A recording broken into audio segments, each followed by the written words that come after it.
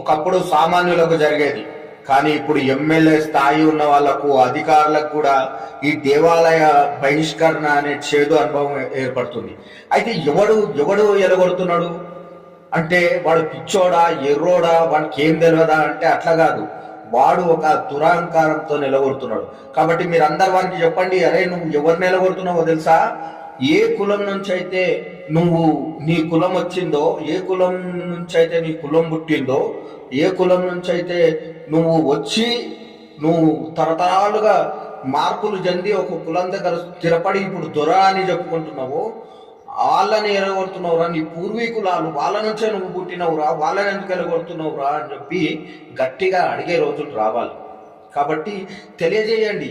అట్లా చెప్తుంటే వాళ్ళకు సిగ్గొస్తుంది. అరే మనం ఈ జాతి నుంచి పుట్టి ఈ జాతుల్లోనే మనం వెలగొడుతున్నామా అని చెప్పి వాళ్ళకు సిగ్గన్న వస్తుంది.